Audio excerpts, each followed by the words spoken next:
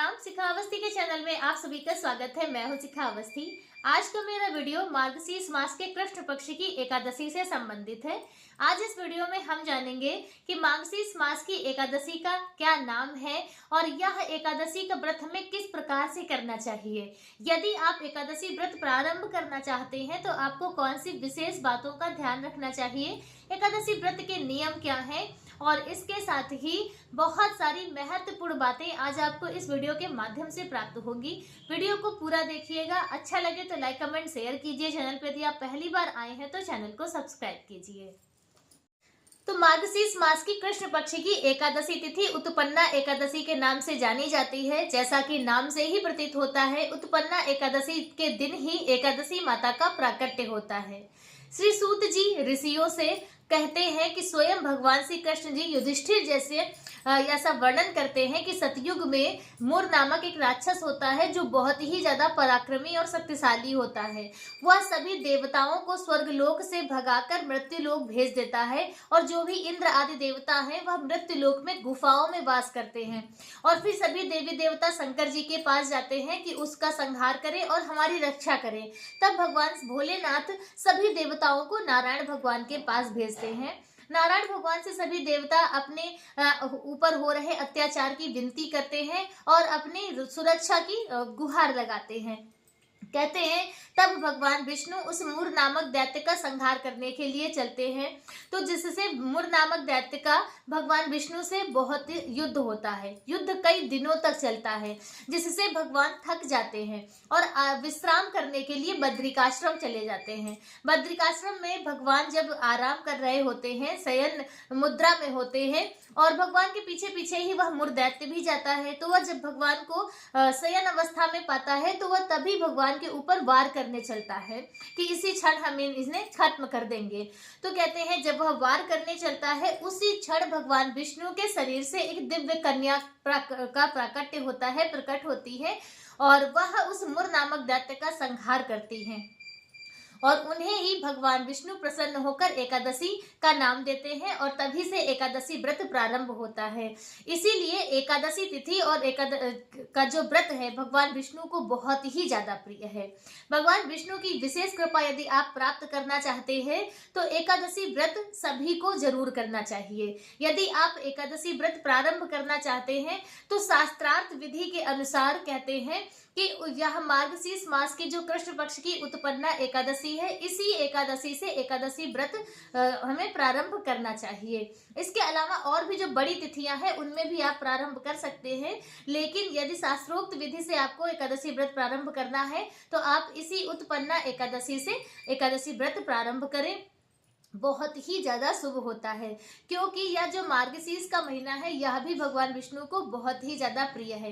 भगवान श्री कृष्ण जी स्वयं गीता जी में कहते हैं कि मासा नाम मार्गशीर्षोहम, कि महीनों में मैं मार्गशीर्ष का महीना हूँ। तो इस महीने की एकादशी तिथि बहुत ही ज्यादा उत्तम है।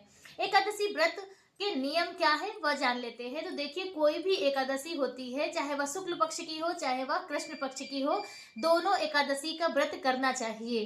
और बहुत सी अपने समाज में धारणाएं बनी होती हैं कि सौभाग्यवती स्त्रियों को एकादशी व्रत नहीं करना चाहिए। तो देखिए, हमारे पूज्य गुरुदेव भगवान का भी ऐसा कहना है और हमारे शास्त्रों में भी ऐसा कहीं वर्णन नहीं आता है कि सौभाग्यवती स्त्रियों को एकादशी व्रत नहीं करना चाहिए। सभी को एकादशी व्रत जरूर करना चाहिए। भगवान विष्णु एकादशी व्रत से बहुत ज्यादा प्रसन्न होते हैं। जो भी आप कन्यादान, स्वर्णदान, गौदान, अन्नदान और इसके साथ ही ग्रहण काल में जो दान किए जाते हैं, चंद्र ग्रहण के समय, सूर्य ग्रहण के समय, बड़े बड़ी यात्राएं करके, बड़े बड़े व्रत अनुष्ठान उठाकर आप उतने पुण्यों की प्राप्ति नहीं कर सकते हैं जितनी ज्यादा पुण्यों की प्राप्ति आपको एकादशी व्रत करने से प्राप्त होती है। एकादशी व्रत बहुत ही महत्वपूर्ण है। इसे व्रत राज भी कहा जाता है क्योंकि एकादशी व्रत ही एक ऐसा व्रत है जो आपके दोनों लोगों को सुधारता है, दोनों लोग आपके उत्तम बनाता है। जब तक आपका शरीर है तो आपको समस्त सांसारिक सुखों की प्राप्ति होती है एकादशी व्रत करने से। और मृत्यु पर्यंत मोक्ष की प्राप्ति होती है, भगवान श्री हरि के चरणों में प्राप्ति होती है। तो एकादशी व्रत करना बहुत ही ज्यादा उत्तम है। सभी वैष्णवों को एकादशी व्रत जरूर करना चाहिए। एकादशी व्रत करने के नियम 3 दिनों के होते हैं, दशमी, एकादशी और द्वादशी। तो उसमें क्या है कि हमें 3 दिन व्रत करना नहीं होता है, व्रत हमें सिर्फ एक ही दिन करना होता है, लेकिन एक दिन पहले और एक दिन बाद भी कुछ नियम हमें ऐसे बनाए गए हैं जिनका हमें पालन करना होता है। तो दशमी तिथि पर आपको चावल का सेवन नहीं करना है, मसूर की दाल, बैंगन, प्याज, लहसुन, मांस, मदिरा इत्यादि किसी भी तरह की अपवित्र वस्तुओं का आपको, जैसे ये प्याज लहसुन वगैरह है तो यह हमारी साधना में बाधक होते हैं, तो इनका भी सेवन हमें नहीं करना चाहिए। और इसके साथ ही कांसे के बर्तन में कहते हैं कि भोजन नहीं करना चाहिए। दशमी तिथि को ही आपको भूमि शयन करना चाहिए, पूर्ण ब्रह्मचर्य का पालन करना होता है। और इसके साथ ही एकादशी तिथि से दशमी तिथि को आपको सूर्यास्त के बाद अन्न का त्याग करना चाहिए, फिर अन्न का सेवन आपको नहीं करना चाहिए। यदि आपको खाना ही है तो आप फलाहार खाएं। यह दशमी तिथि के नियम होते हैं। फिर एकादशी तिथि पर आपको विधिवत भगवान की पूजा अर्चना आराधना करनी है, अपना व्रत करना है, रात्रि जागरण करना है। द्वादशी तिथि पर आपको सुबह सवेरे स्नान आदि करके भगवान का पंचोपचार विधि से पूजन अर्चन करें, भोजन तैयार करें, भोजन का भोग लगाएं, एक ब्राह्मण दंपत्ति को भोजन कराएं और फिर स्वयं आप उस भोजन को पाकर अपने व्रत का पारण करें। बस इस तरह से आपको यह एकादशी का व्रत करना होता है।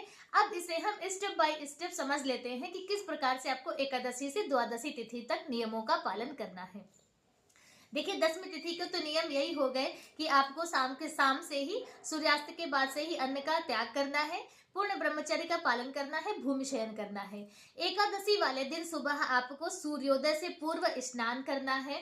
स्नान वाले जल में आप पवित्र वस्तुएं डालकर स्नान करें। एकादशी तिथि पर यदि आप आंवला डालकर स्नान करते हैं, याद रखिएगा बस रविवार और मंगलवार का दिन ना हो, तब आप आंवले का डालकर यदि स्नान करते हैं तो इससे आपको लक्ष्मी माता की विशेष कृपा प्राप्त होगी, आर्थिक समस्याएं आपकी दूर होंगी और आर्थिक जो मजबूती आपको प्राप्त होगी।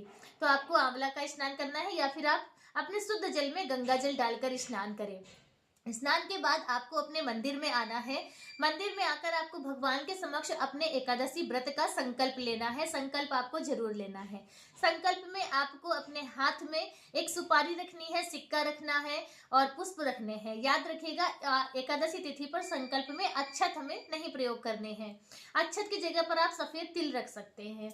और संकल्प में आपको बोलना है श्री हरि विष्णु विष्णु विष्णु बोलकर आपको अपना नाम, गोत्र, स्थान, समय और कहाँ पर आप हैं सारी चीजें बोलकर और फिर आपको कहना है कि हे प्रभु, हम आपका एकादशी व्रत, आपको फलाहार करना है, निर्जल करना है, जो भी करना है वह आप बोलिए और हमारे इस व्रत को पूर्ण कीजिए। जो भी त्रुटियां हैं उन्हें क्षमा करके हमारे व्रत को पूर्ण करके एकादशी व्रत का हमें पूर्ण फल प्राप्त कराइए। इस प्रकार से भगवान से प्रार्थना करके और वह जो भी सिक्का सुपारी आपने लिया है वह भगवान के चरणों में छोड़ दीजिए। व्रत संकल्प के बाद आपको सूर्य भगवान को अर्घ्य देना है, तुलसी माता की पूजा करनी है। एकादशी तिथि पर तुलसी माता की पूजा जरूर करें। याद रखिएगा, आपको जल नहीं चढ़ाना है एकादशी माता पर, क्योंकि वह भी निर्जल एकादशी व्रत करती हैं। तुलसी माता पे आप दीप दान करें, परिक्रमा करें और वहां पर बैठकर आप नाम जाप करें। तो इस तरह से तुलसी माता की पूजा अर्चना करके फिर आपको अपने मंदिर में चौकी सजाकर लक्ष्मी नारायण भगवान की विधिवत पूजा अर्चना आराधना करनी है। जो भी श्री विग्रह आपके पास हो, लक्ष्मी नारायण भगवान हो, श्री सीताराम जी हो या राधा कृष्ण जी हो, लड्डू गोपाल हो, श्री शालिग्राम भगवान हो, जो भी भगवान है आपके, सभी को आप पंचामृत अभिषेक करें, सुंदर उनका श्रृंगार करें, पीले रंग का विशेष प्रयोग करें क्योंकि भगवान श्री हरि को पीला रंग बहुत ज्यादा प्रिय है। तो आप भगवान को पीले पुष्प अर्पित करें, पीला चंदन का टीका करें और भगवान को नैवेद्य अर्पित करें। धूप दीप दिखाकर एकादशी व्रत कथा को सुने, विष्णु सहस्त्र नाम का पाठ करें, विष्णु चालीसा का पाठ करें तो इस प्रकार से आप अपनी एकादशी का पूजन करें। पूजन करके आप क्षमा प्रार्थना करें। इस प्रकार से आपकी एकादशी की पूजा हो जाती है। पूरा दिन आपको व्रत करना है, भगवान का खूब नाम जाप करना है रात, और इस तरह से आपको अपना दिन व्यतीत करना है। याद रखिएगा, एकादशी व्रत में किसी भी तरह की हमें किसी की बुराई नहीं करनी है, या किसी से ईर्ष्या नहीं करनी है, झूठ नहीं बोलना है, क्रोध पे नियंत्रण रखना है। तो इस तरह से आपको एकादशी व्रत अपना पूर्ण करना है। शाम के समय पंचोपचार विधि से फिर से आप भगवान की पूजा अर्चना करें, भगवान को भोग लगाएं और एक अखंड दीप जलाएं। प्रत्येक एकादशी को नहीं, लेकिन मुख्य मुख्य जो एकादशी तिथियां होती हैं उस दिन हमें अखंड दीप जरूर जलाना चाहिए, क्योंकि एकादशी तिथि पर रात्रि जागरण का विशेष महत्व होता है। तो जब आप रात्रि जागरण यदि नहीं कर सकते हैं और अखंड दीप जलाते हैं तो आपको रात्रि जागरण का ही पुण्य फल प्राप्त होता है। तो आप अखंड दीप जलाकर जितनी देर हो सके उतनी देर आप भगवान का भजन कीर्तन करें, नाम जाप करें, भगवान विष्णु सहस्त्र नाम इत्यादि का पाठ करके आप रात्रि जागरण करें। द्वादशी वाले दिन सुबह फिर से आपको स्नान आदि करके भगवान का पंचोपचार विधि से पूजन अर्चन करें, भोजन तैयार करें, भोग लगाकर स्वयं आप अपने सूर्योदय के पश्चात फिर आप अपने व्रत का पारण करें।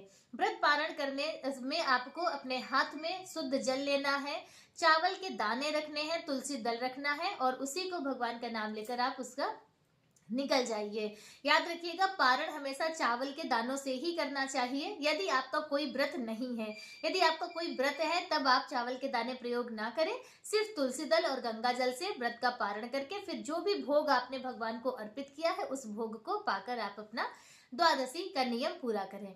तो बस इस तरह से आपको एकादशी का व्रत करना है। एकादशी व्रत करना बहुत ही उत्तम होता है। जहां तक प्रयास हो सके जरूर कीजिए। यदि आप एकादशी का व्रत नहीं कर पा रहे हैं, कोई कारण है आप नहीं कर सकते हैं, तो आज के दिन आप लक्ष्मी नारायण भगवान की विधिवत पूजा अर्चना आराधना जरूर करें। कुछ दान फलाहार दान जरूर करें, गरीबों को करें, गाय को हरा चारा इत्यादि का कर सकते हैं तो आप दान जरूर करें, और शुद्ध सात्विक भोजन बनाकर श्री ठाकुर जी का भोग लगाकर स्वयं आप उस भोजन को पाएं। तो इस तरह से भी आपको एकादशी व्रत का कुछ पुण्य फल जरूर प्राप्त होगा। उत्पन्ना एकादशी की हार्दिक शुभकामनाएं आप सभी को। उत्पन्ना एकादशी व्रत से संबंधित आज का वीडियो मेरा बस इतना ही। वीडियो कैसा लगा कमेंट करके जरूर बताएं। मिलते हैं दूसरे वीडियो में किसी दूसरी जानकारी के साथ। तब तक के लिए श्री सीताराम।